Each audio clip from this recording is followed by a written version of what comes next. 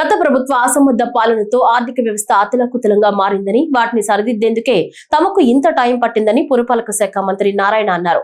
Schools తిరిగి తెరిచే June 12 కంటే ముందే తల్లికి వందనం ఎంతమంది పిల్లలుంటే అంతమందికి అందిస్తామని, ఉచిత బస్సు ప్రయాణం మహిళలకు త్వరలోనే ప్రకటిస్తామని మంత్రి నారాయణ తెలిపారు. గత ప్రభుత్వం, గత ముఖ్యమంత్రి ఆర్థిక వ్యవస్థ ఎలా నడపాలో తెలియక రాష్ట్రాన్ని అతలాకుతలం చేసి 10 లక్షల కోట్ల పైగా అప్పు చేసేసి వెళ్ళిపోయారు.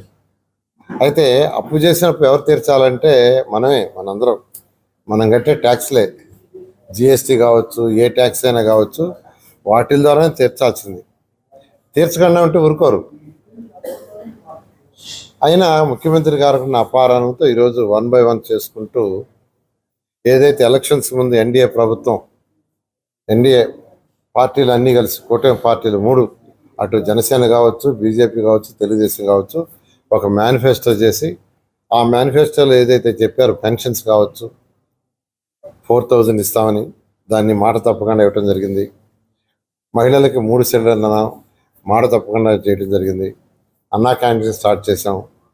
అయితే రాబోయే జూన్ నెలలో ఆర్థిక ఇబ్బందులున్నా, అనేక ఫైనాన్షియల్ సమస్యలున్నా, గత ప్రభుత్వం చేసిన అవకతవకల వల్ల ముఖ్యమంత్రి గారు పిల్లలకి జూన్ 12th స్కూల్స్ ఓపెన్ చేస్తారు. ఓపెన్ చేసే లోపల ఈ అకాడమిక్ ఇయర్లోనే వాళ్ళకి మనం ఇస్తామన్న అమౌంట్ ఇవ్వాలి. పిల్లలకి తల్లికి వందనం అనే యొక్క కార్యక్రమం ఏదైతే ఉందో దాన్ని రేపు జూన్ 12 లోపల ఇవ్వాలని నిర్ణయించారు. జూన్ 12 లోపల ఎంతమంది పిల్లలుంటే అంతమందికి 15,000 లెక్కన ఇచ్చేదానికి ఏర్పాటు చేస్తున్నారు.